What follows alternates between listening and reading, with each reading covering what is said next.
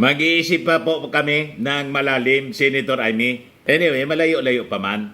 Ang filing sa October 1 magsisimula hanggang October 8. Ngayon, kung ang inyong pakiusap ay maunawaan namin, let us see.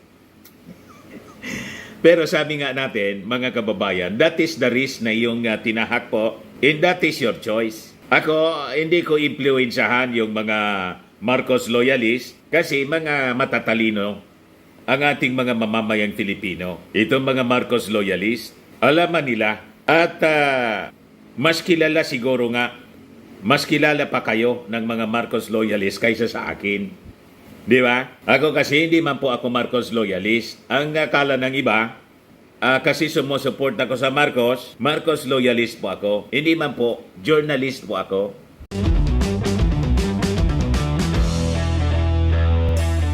Ito naman po yung bago naming product na binibenta online.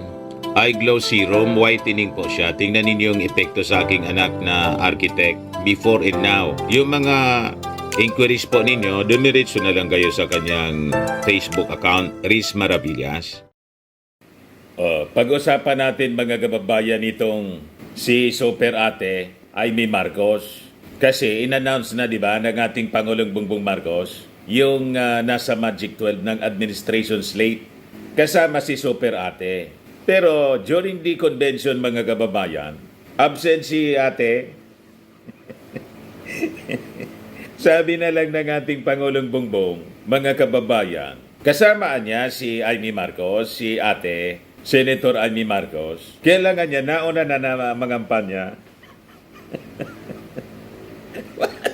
Tapos kahapon, nagpalabas ng video si Senator Amy Marcos. Tatakbo daw siya na independent. Dumista siya sa administration, mga kababayan. Pero nagpapasalamat pa rin daw siya sa kanyang ading, yung ating Pangulong Bongbong Marcos. O ito siya mga kababayan, pati si Senator, former Senator Ping Lacson, I am running as an independent candidate. Pero at least si Senator Ping Lacson mga kababayan, running independent candidate siya kasi wala siyang partido. Pero kasama siya sa administration slate at pumunta siya doon. Nagpa-endorse pa rin sa ating Pangulong Bongbong Marcos. But before ko mga kababayan ibigay sa inyo yung full story at yung ating mga analysis po, click subscribe muna dito sa ating YouTube channel and hit the notification bell para lagi po kayong updated sa mga kaganapan dito sa ating bansa. Like and share na rin po ninyo ng ating video. At huwag na rin po ninyo na skip yung ating mga commercial ads para tuloy-tuloy lang ang pag-unlad ng Bagong Pilipinas. At itong ating programa mga kababayan, atid sa inyo nitong ating mga sponsors. Firmax Firming and Lifting Cream. Pinapay po sa mga pulses in affected area. Mainam po ito sa mga pains at paninigas ng mga kaso-kasuan. Ito sa mukha naman yung application, anti-aging, Automax po siya. Ito, iGlow Serum mga kababayan, whitening po siya, made in South Korea. Ito naman po, Ningxia Red Mix Fruit Drink, gawa po siya sa goji berry. May anti-cancer properties po siya. At sa mga nagana po ng malinis and spacious fitness gym, pumunta lang po kayo sa aming Colossal Fitness Gym. May Grab Car Rental din po kami. At bills payment po sa aming office. At saka sa mga mahilig po sa mga imported bags, manood po kayo sa live selling ni Madam Aileen Rosales sa kanyang Aileen Closet po. Pati mga shoes, ito yung kanya po. Ito yung kanyang page. Kita ninyo, napakagandang mga online selling po siya. Si Madam Aileen Rosales. Cellphone number niya po, 773-798-7816. Balik po tayo mga kababayan dito sa ating topic. So yan po yung official na payag ni Senator Amy Marcos. Mamaya i-play ko po sa inyo. Ito muna, yung balita mga kababayan ng Impact Leadership. Sabi diyan, Amy Ping react to their inclusion in administration's 2025 senatorial slate. Sabi diyan, Senator Amy Marcos reaffirmed her commitment to stand strong in independent, focusing on the interest of the Filipino people following President Ferdinand Marcos Jr.'s announcement of her inclusion in the administration's Alyansa para sa Bagong Pilipinas 2025 senatorial slate.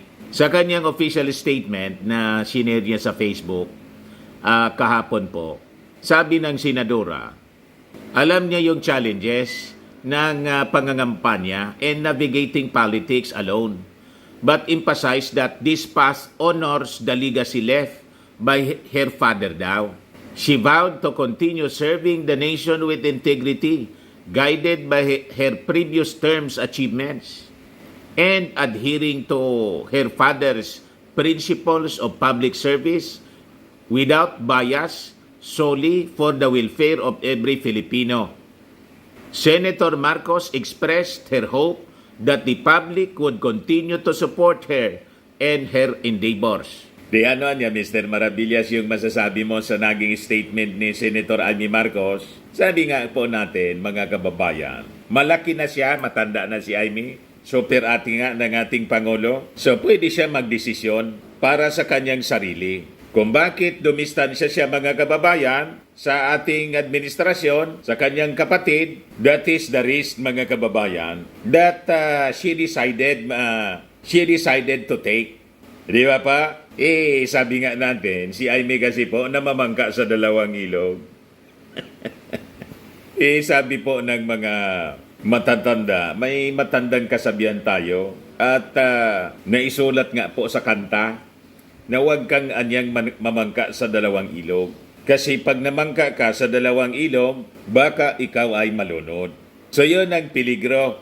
Pinili ni Senator Amy na mamangka sa dalawang ilog. Mas matimbang yata yung hatak sa kanya ng mga Duterte kaysa sa kanyang mismong kapatid. So sabi dito sa balita, similarly, former Senator Ping Lacson clarified his position regarding his inclusion in the slate.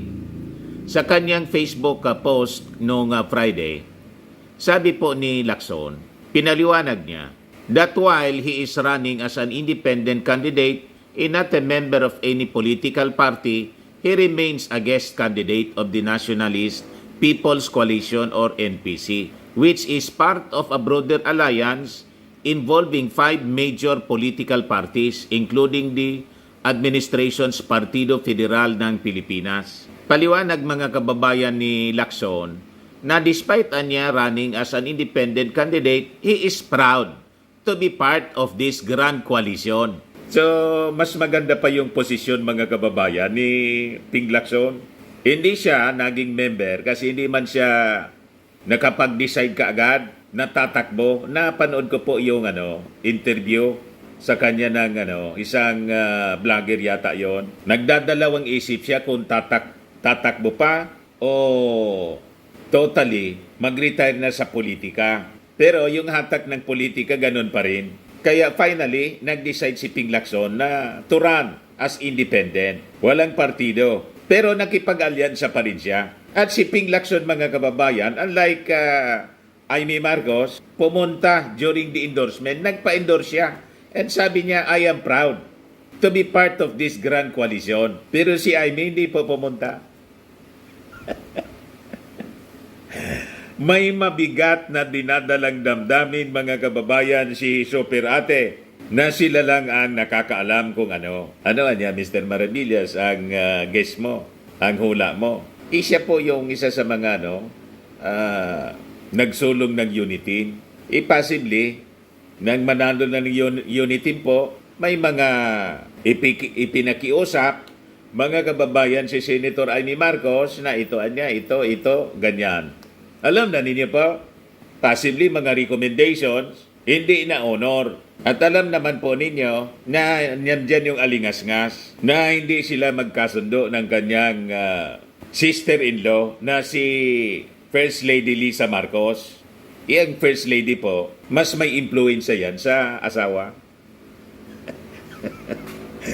Di ba? That is normal. Makikita nga po ninyo sa mga pictures po, yung mga family pictures po with former First Lady Imelda Marcos. Ang laging kasama po si First Lady Lisa Marcos at yung kanyang mga anak, si Amy wala, si Irene ang laging nandoon. At siyempre yung ating Pangulo. Tingnan ninyo. So halata talaga po na may lamat. But that is, normal man po yon sa pamilya. Ang importante po, yung serbisyo sa ating mga mamamayang Pilipino of the first family. Hindi apektado ng kung ano man lamat or jealousy or sibling rivalry. At may mga parinig si Senator Amy kay Martin Romualdez. Possibly nagsisilo si Amy na ang inclination ng ating Pangulong Bongbong, si Martin Romualdez ang babasbasan niya bilang susunod na Pangulo. Nag-gets niya, mga kababayan? Bakit naman na niya, Mr. Maravillas, hindi na lang si Super Ate? Mahirap po makipag-deal sa ate. Di ba? Pag ate kasi po, sa magkakapatid, di ba? Most of the time, siya yung gustong masunod. Ako alam ko kasi ako bunso po. Sabi nga sa amin dito, dahil mapaunod. Normal kasi po sa elder brother or elder sister na mag-exert ng tinatawag na superiority. Mas matandaan niya ako sa iyo, dapat akong masunod. Di ba? So possibly, ang comfortable din yung ating Pangulong Bongbong sa ganon, mas gamay niya mga kababayan na makipag-deal kay Martin Romualdez na isang pinsan. Ito mga analysis ko man lang po. Pero yung analysis natin is very realistic po siya. Kasi ma-observe natin siya mga kababayan sa mga political families. Si Martin Romualdez, makikita ninyo ang closeness. Laging nakadikit po. Knight in shining armor. And malamang sa malamang mga kababayan, ito yung sinasabi ni Super Ate sa mga videos niya na may nangguguluan niya. Ang ibig sabihin siguro, nagulo yung plano niya. Hindi makasingit si Super Ate, kaya doon distansya na lang. Tama pa ang ating mga analysis? Ngayon, sabi ni Super Ate, mahal niya yung kanyang ading, siyempre. Of course, kapatid niya pa rin. Pero may mensahe siya sa kanyang pagdistansya, siyempre. So ito yung mensahe ni Amy Marcos sa kanyang video. Sabi niya, taos puso ang aking pasasalamat kay Pangulong Bongbong na sa kabila ng galit at labis na kalupitan ng ilan, o kita ninyo, ay pinagtatanggol niya at naisama pa sa alyansa. Ako'y pinagtatanggol niya at naisasama pa sa alyansa. So ang ibig sabihin mga kababayan, may mga ayaw na talaga kay Amy Marcos. Sa line-up mismo, may mga ayaw. Pero siyempre kapatid, in-endorse pa rin siya, pero hindi na siya pumunta doon sa official endorsement ng ating Pangulo. Kaya sabi nga natin, di ba, nag-joke na lang yung ating Pangulo. Kasama pa rin natin si Senator Amy Marcos dito sa administration slates. Kaya lang wala siya ngayon, nauna na niyang mangampanya.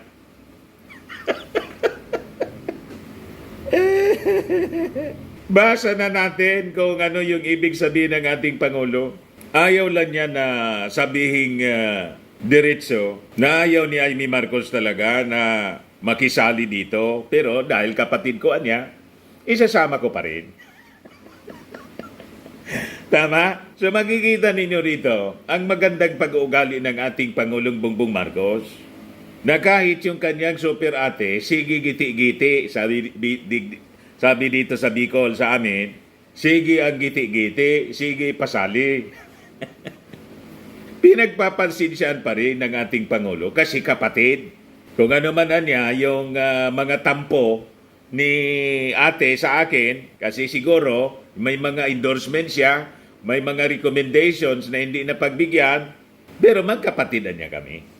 Dapat it should not affect the administration, the service to the Filipino people. Totoo naman, wala mang epekto po ang halata na mga kababayan na hindi pagkakaintindihan ng magkapatid. Sila man lang po, Si President Bongbong at si Senator Amy. Pero doon sa kanyang kapatid na si Irene, lagi nating nakikita yon. Kasama doon sa picture, visiting First Lady Imelda Romualdez Marcos. Kasabi ni Amy, maraming salamat din sa NP at sa aking mga kaalyadong patuloy ang pagtangkilik sa akin. Naway manatili ang tiwala ninyo. At 35 na taon nang nakalipas ngayong araw mula nung pumanaw ang ama ko, ngunit buhay na buhay ang mga aral niya sa aking puso. Kaya bilang panganay niya, pinipili kong manindigan ng malayat matatag tulad niya na wala na dapat kampihan kundi ang sambayanang Pilipino. Ang problema, Super Ate, alatang-alata ng mga mamamayang Pilipino na hindi ka man kampi sa mamamayang Pilipino, kundi kampi ka sa mga Duterte at kay Pacquiao.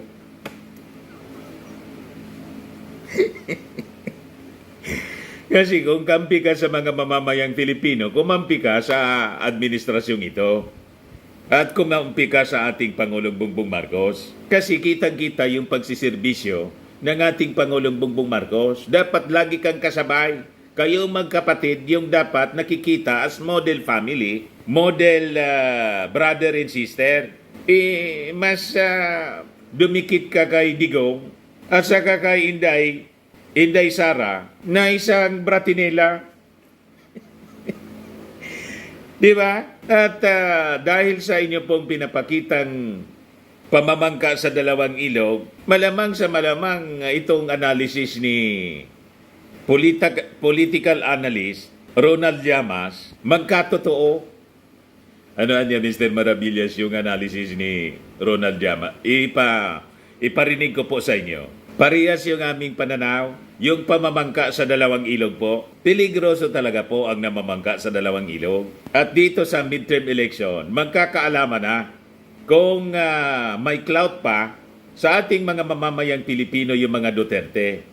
At masusubukan natin ang totoong pagmamahal ng ating mga Pilipino. Kasi sabi nila, hindi nila iboboto ang mga pro-China.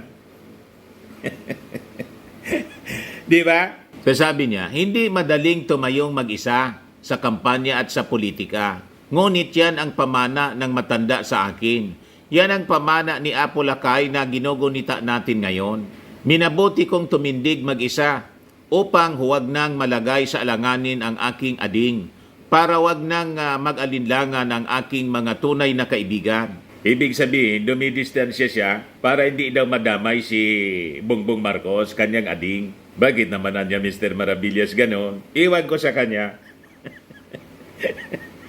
Di ba? Hindi man niya sinasabi ng direkta, sige lang ang parinig niya. Pinipili ko na lamang na manatiling malaya at tapat, hindi sa isang grupo, kundi sa bawat Pilipino. So, ang ibig sabihin niya, may grupo na hindi niya gusto. At malinaw na yung grupo na kaalyado ng ating Pangulo ang hindi niya gusto. O di ba? Yung alyansa mismo ang ayaw niya. Kasi kung gusto niya sana, adi pumunta siya sana doon sa endorsement ng ating Pangulo sa kanya. Iwala siya. Siya lang yung absent. Buti pa si Ping Lacson kahit independent tumatakbo, pumunta doon, nagpa-endorse. O di ba? Pero si Super Ate talagang wala. Nag-joke na lang yung ating Pangulo na unanaan niya sa kampanya. Alam na ng ating mga kababayan kung bakit wala si Amy Marcos. Bit-bit ang aking mga nagawa para sa bayan nitong nakaraang termino, mga batas na aking alay sa taumbayan at ang katotohanang hindi ako lumihis sa landas at prinsipyo ng aking ama. Maglingkod sa bawat Pilipino nang walang pinapanigan, maliban sa kapakanan ng bawat mamamayan. Sana ay patuloy ninyo akong unawain at mahalin. Yan ang hindi namin maipapangako, Senator Amy. Pero may mga nababasa ko, mga Marcos loyalists na dahil Marcos siya, iboboto pa rin namin. Pero ang tanong, ilan sa mga Marcos loyalists ang mananatili na ganon ang mindset? Napakarami pong na-turn off. Kasi nga po, sa kanyang patuloy na pagdikit sa mga Duterte na nag-withdraw na yung mga Marcos loyalist pong karamihan, nag-withdraw na po ng support sa mga Duterte kasi nakikita nila ang kasamaan. Nilalabanan ng Quadcom sa Congress. Sabi ng Speaker of the House, hindi natin anya pahintulutan na lumaganap at mangibabaw ang kasamaan, ang mga alagad ng kasamaan at kadiliman. You see? O ito yung statement ni Senator Amy Marcos, pakinggan natin. Taus-puso ang aking pasasalamat kay Pangulong Bongbong na sa kabila ng galit at labis na kalupitan ng ilan, ako'y pinagtanggol niya at naisama pa sa alyansa. Maraming salamat din sa nasyonalista at sa aking mga kaalyadong patuloy ang pagtangkilik sa akin. Naway manatili ang tiwala ninyo. 35 taon nang nakalipas ngayong araw mula nung pumanaw ang ama ko.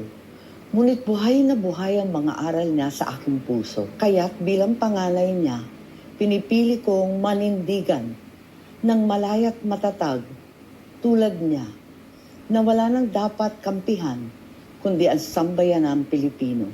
Hindi madaling tumayong mag-isa sa kampanya at sa politika. Ngunit yan ang pamana ng matanda sa akin. Yan ang pamana ni Apo Lakay na ginugunita natin ngayon. Minabuti kong manindigan ng mag-isa upang wag nang malagay sa alanganin ang aking ading. Para wag nang mag-alinlangan ang aking mga tunay at minamahal na kaibigan. Pinipili ko na lamang manatiling malaya at tapat, hindi sa isang grupo, kundi sa bawat Pilipino. Bitbit ang aking mga nagawa para sa bayan nitong nakaraang termino. Mga batas na aking alay sa taong bayan at ang katotohanang hindi ako lumihis sa landas at prinsipyo ng aking ama.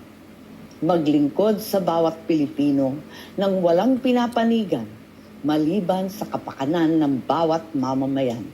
Sana'y patuloy ninyo akong unawain at mahalin. Mag-iisip pa po kami ng malalim, Senator Amy. Anyway, malayo-layo pa man. Ang filing sa October 1 magsisimula hanggang October 8. Ngayon, kung ang inyong pakiusap ay maunawaan namin, let us see. Pero sabi nga natin, mga kababayan, that is the risk na iyong tinahak po, and that is your choice. Ako, hindi ko impluensyahan yung mga Marcos loyalist kasi mga matatalino ang ating mga mamamayang Filipino. Itong mga Marcos loyalist, alaman nila at mas kilala siguro nga, mas kilala pa kayo ng mga Marcos loyalist kaysa sa akin. Di ba? Ako kasi hindi man po ako Marcos loyalist. Ang akala ng iba, kasi sumusuport ako sa Marcos loyalist po ako. Hindi man po, journalist po ako. Nagkataon lang, mga kababayan, na align sa aking mga pananaw ang ginagawa ng Marcos. Kaya nagustuhan ko, kaya sinusuport ko yung Marcos at kinakampanya. Yung mga Marcos loyalist, iba man yon, may mga grupo sila talaga. And as a journalist, nakita kong nasa tamang direksyon ang tinatahak ng ating Pangulo. Kaya all the way sinusupport po natin. Nangampanya tayo sa kanya at until today, nandyan tayo sa pag-support na walang kapalit po. Ang akala ng mga critics ko, binabayaran ako ng Marcos, ni Lisa Marcos. Itanong po ninyo kay Lisa Marcos. Or sa kahit kaninong kakilala ninyo sa palasyo, kung nakapirol ako. Tama?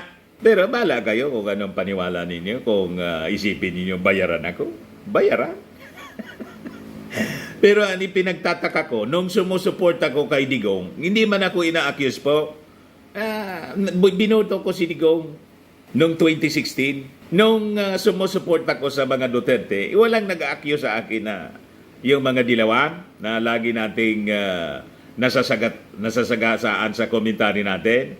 Walang nag-accuse sa aking dilawan na bayaran ako ni Digong. Nang mag-withdraw tayo ng support at nanatili tayo sa Marcos po, in-accuse na akong bayaran. Bakit noong nasa Duterte ako, hindi ninyo ako inakyos na mga Duterte supporters na ako binabayaran ni Digong? Bakit nang mag-withdraw ako ng support kay Digong kasi hindi ko na nagustuhan yung kanyang mga pinagagawa, lalo nung pandemonyo, naging bayaran na ako. Anyway, bahala kayo kung anong isipin ninyo. Hindi ko man pwedeng diktahan yung gusto ninyong sabihin. Tama? O ngayon, mga kababayan, ito yung analysis ni Ronald Llamas, isang political analyst na Dilawan. Na-interview siya ng One News, mga kababayan. Pakinggan natin. Iramin muna natin yung interview. Today's event, we were just, of course, 12 of the administration senatorial slate, full slate pala, but Senator Amy was not there. Did you think that, did you think there was something off with that? Well, itong slate na ito, nilabas ni Amy last August. Medyo dinenay lang ng Malacanang na final yung nilabas ni Amy. Ang sinasabi lang nila, work in progress. So, medyo hindi bago itong slate na ito. Ngayon, medyo final na at medyo formal na yung slate na ito.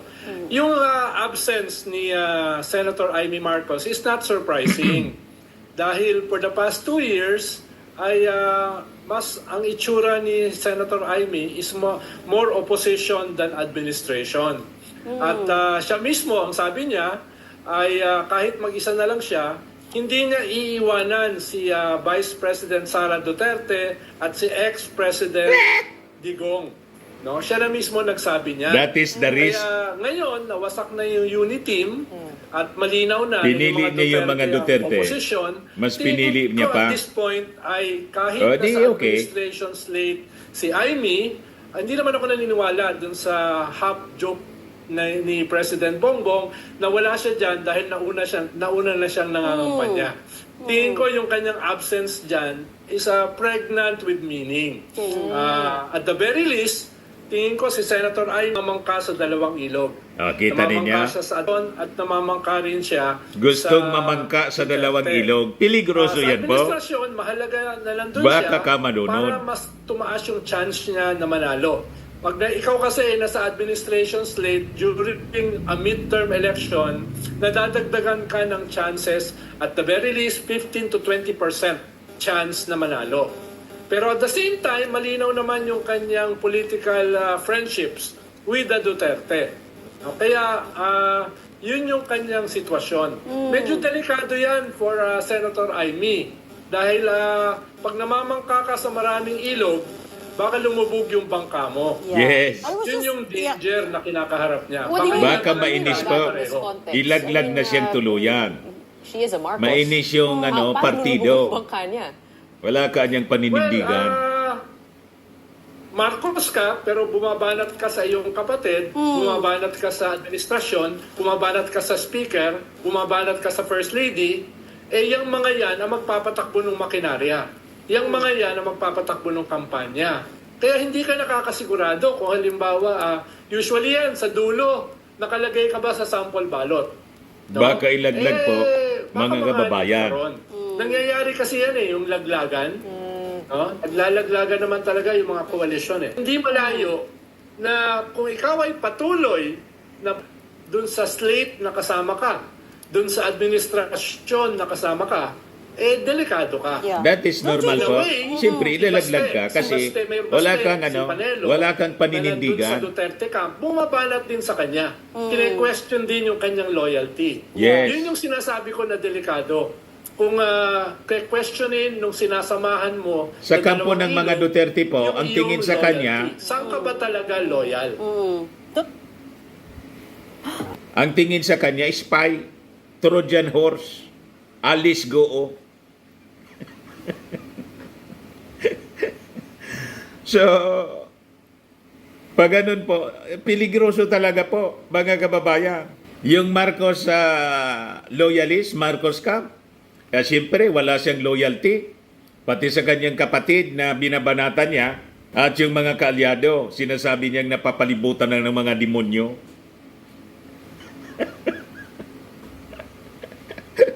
Di ba yun sa prayer ng GIL na nalangin si Super Ate na ipagadya daw sa mga masasamang espiritu. Yung kanyang ating kasi napapalibutan na ng mga demonyo. Ngayon, yung mga Duterte, ang iniisip ng mga supporters, si Amy Marcos, manggagamit niya. Kasi feeling ng mga Duterte po, ginamit ni Amy Marcos, which is baliktad po. Sabi ko nga po, yung Marcos at Marcos supporters nagamit ng Duterte. Kaya sila, mga kababayan, nakaupo sa Palasyo Malacanang. Hindi man sila kilala. Ang Marcos po, 1960s pa kilala na. Dahil kay Apo Lakay. Yung Duterte, ngayon lang po 2016 na kilala. Dahil sinuport po ni Amy Marcos. Sinuport ng mga Marcos loyalists. Kaya may Duterte tayong Pangulo. Ngayon, lumaki yung ulo po ng mga Duterte. Si Amy Marcos nag-create ng monster po, mga kababayan. And until today, gusto niyang dumikit. Sinusuka na rin siya ng mga Duterte supporters po. Yung mga kwan nga po, members ng PDP laban, lilima na lang. Yan na lang po. Kasya na lang po sa isang tricycle. Yung mga congressmen po, all throughout the country, pati mga gobernador, ang sinusupport po si Martin Romualdez. Kaya gigil po si Super Ate na napunta kay pinsan. Magaling naman po si Martin Romualdez. Mabait, magaling, matalino. At knight in shining armor ng ating Pangulong Bongbong Marcos. Kaya yung mga Marcos loyalists, ang inclination nila kung sino yung i-endorse ng ating Pangulong Bongbong, yun ang isusupport nila. Kasi nakikita nila ang kabutiang loob, mga kababayan, ng ating Pangulo at kagalingan sa pagiging leader. Unifying leader siya. O tingnan ninyo, mga kababayan, yung mga lumaban sa kanya nung eleksyon, in-endorse pa rin niya si Ping Lacson, si Manny Pacquiao. 'Di ba? Mga presidential candidate sila at sinabi pang ipapakulong niya si Imelda. Ngayon mga Marcos loyalists po, itong nasa lineup ng ating Pangulo, malamang hindi man po iboto yung karamihan. Ako nga po, napipili ko lang po, as of now, ang nagugustuhan ko pa lang po si Binhor Abalos.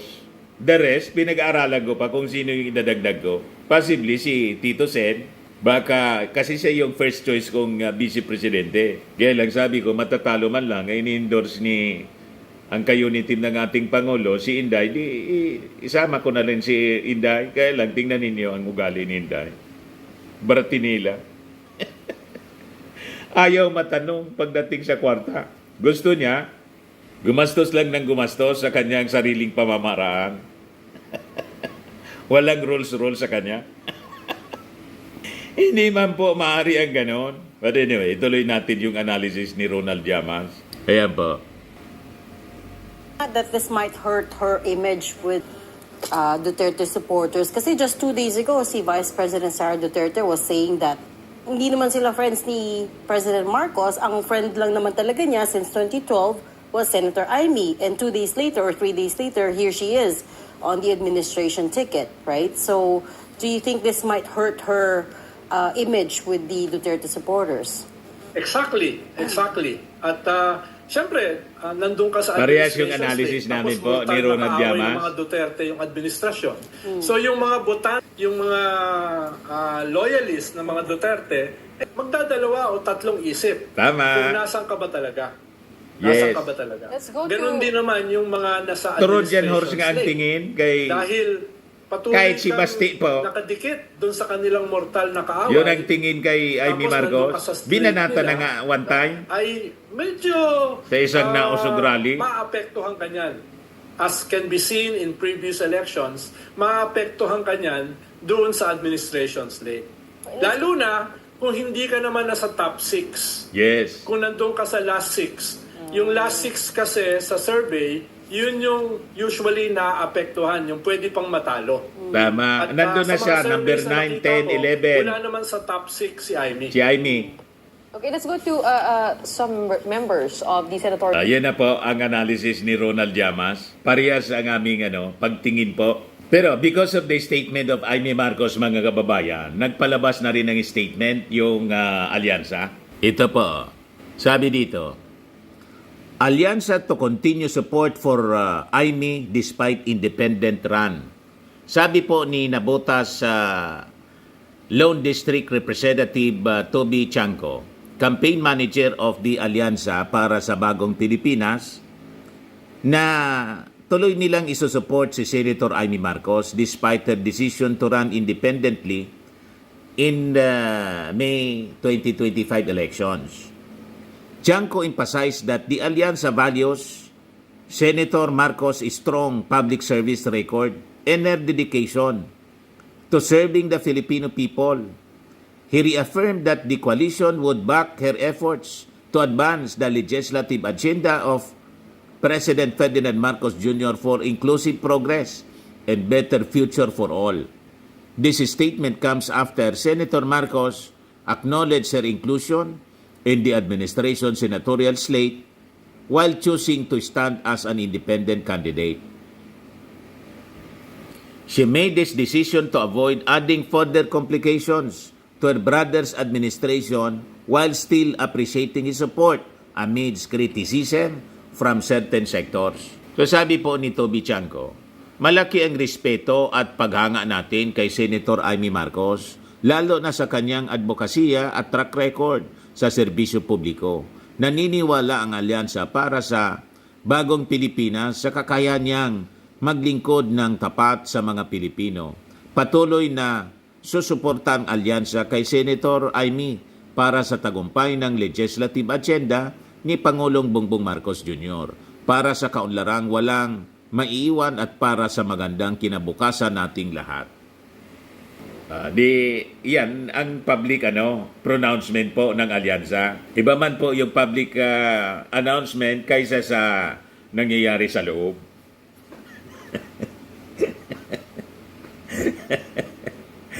At yung nangyayari sa loob, mga kababayan, siyempre, it's not for public consumption.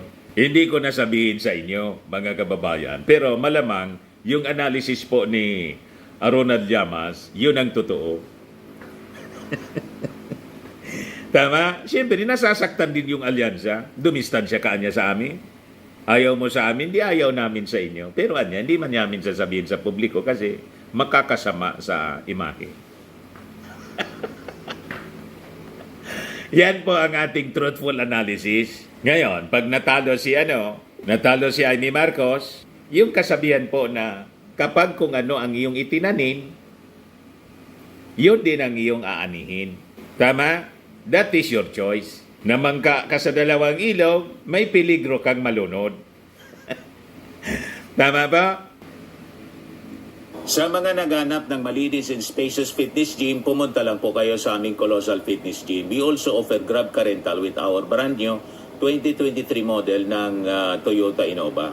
We also accept booking for those who are planning to travel via PAL, Cebu Pacific, and other airline companies, local and international, and bills payment for Meralco Bills, PLDT, Aleco Bills, etc.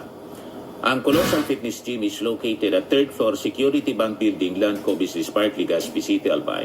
For inquiries, look for Chilon Maravillas. Contact number 0966-802-0949. Yan yung aming Innova. Lagi na pong matao sa amin. Pati mga foreigners po, tingnan ninyo. Mga British tourists sila. Ang lalaki ng katawan mga kababayan, nag-gym sa amin. Ito naman po, Indian National. Ito mga mga European sila. Ito naman yung bago naming product na binibenta online, iGlow Serum. Whitening po siya galing sa South Korea. Tingnan ninyo yung epekto sa aking anak na architect entrepreneur, Riz Maravillas. For inquiries, look for Riz Maravillas on FB. Ito naman po, Firmax Firming and Lifting Cream. Pinapahid po ito sa mga pulses. and affected area. Mainam po ito sa mga pains at paninigas na mga kasukasuan. Ito po, Automax Radiant Serum. Sa mukha naman yung application. Anti-aging po siya. You will look 10 years younger than your age. Sa mga cancer patients naman po, baka lang gusto ninyo itong itry. Nengxia Red Mixed Fruit Drink. Hindi man po siya gamot, food supplement siya. Kaya lang, gawa siya mga kababayan sa goji berry. Yung goji berry may anti-cancer properties. Yung mga inquiries ninyo, dumiretso na lang kayo sa aming messenger sa Facebook para masagot namin agad. Ayos po. Ako po si Dante Maravillas. Bye-bye. God bless.